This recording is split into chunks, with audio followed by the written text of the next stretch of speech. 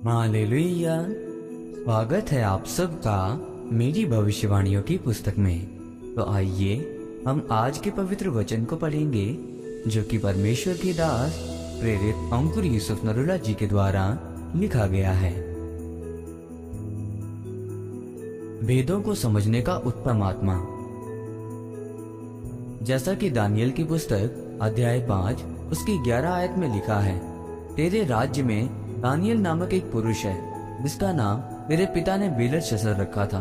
उसमें पवित्र ईश्वरों की आत्मा रहती है और उस राजा के दिनों में उसमें प्रकाश, प्रवीणता और ईश्वरों के तुल्य बुद्धि पाई गई है। हे राजा, मेरा पिता जो राजा था उसने उसको सब ज्योतिषियों, तांत्रियों और कसदियों और अन्य भावी बताने वालों का प्रधान ठहराया था। मेरे प्रियो, बाइबल बताती है कि जिनमें परमेश्वर का पवित्र आत्मा होगा वो कभी भी एक जगह पर सीमित नहीं रहेंगे, बल्कि वो ऊंचे होते जाएंगे। दानियल की पुस्तक में लिखा है कि उसमें उत्तम आत्मा, ज्ञान, प्रवीणता, सपनों का अर्थ बताने का और भेदों को बताने वाला और संदेह दूर करने की शक्ति पाई गई।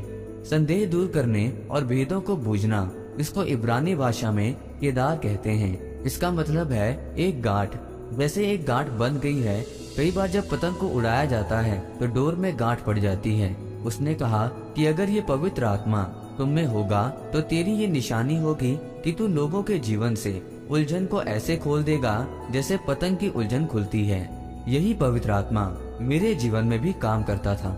अगर आज से 15 साल पहले जब कोई मेरे पास अपनी समस्या को लेकर आता था, जब मैं उनकी समस्या का हल उन्हें देता था, जिन पास्टरों को मैंने 3-3 शब्द दिए, उनकी चर्च आज 20 गुना बढ़ चुकी है, क्योंकि उसने कहा कि उनमें संदेह दूर करने की शक्ति होगी। आप सोचें कि जिसने अभी तक बपतिस्मा नहीं लिया तो अभी तक दुनियावी चीजों में फंसा हुआ है, वो अपना उत्तम भाग गंवा रहा है, क्योंकि जो पवित्र आत्मा प्रभु यीशु मसीह हमको देना चाहता है वो कहीं अधिक उत्तम है। वचन कहता है कि दानियल में भेदों को बूझने का, गांठ खोलने का, उलझन खोलने की शक्ति पाई गई। जब कोई व्यक्ति दानियल के सामने आता था, चाहे वो राजा या कोई उच्च अधिकारी ही क्यों ना हो, उसे मालूम था कि क्या करना है। यूसुफ के अंदर परमेश्वर का आत्मा था। उसने अपने उस आत्मा को संभाल कर रखा। उसने पोतीफर की पत्नी के साथ पाप करके अपने उस उत्तम भाग को नहीं खोया। उसने पवित्र आत्मा को लिया और शरीर को छोड़ दिया।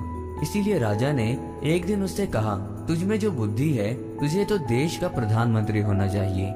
इसीलिए शैतान आपकी पवित्रता पर अटैक करता है, क्योंकि उसको मालूम है कि अगर पवित्र आत्मा आपके साथ रहेगा तो एक दिन वो आपके अंदर आ जाएगा और आपकी अगुवाई करेगा, आपको उत्तम बुद्धि देगा, आपको निपुण करेगा।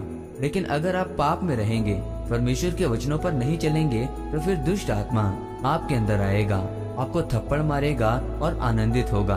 अब आपको ये निर्णय लेना होगा कि आपको प्रार्थना में वचनों को मनन करने के द्वारा रोजे रखकर परमेश्वर की आत्मा को अंदर रखना है, या फिर पाप में पड़कर दुष्ट आत्माओं को अपने जीवन में काम करने देना है। आमीन। आइए इस प्रार्थना को आप मेरे साथ एक मन होकर करें। सर्वशक्तिमान परमेश्वर, इस वचन के लिए मैं आपका धन्यवाद करता हूँ। परमेश्वर, मैं ये प्रार्थना करता हूँ कि आप मुझे अपने पवित्र आत्मा से भरें और आपका आत्मा मेरी अगुवाई करे, प्रभु यीशु मसीह के नाम में। आमीन। परमेश्वर आप सबको आज के वचन के ऊपर मनन करने के द्वारा आशीषित करे। आमीन।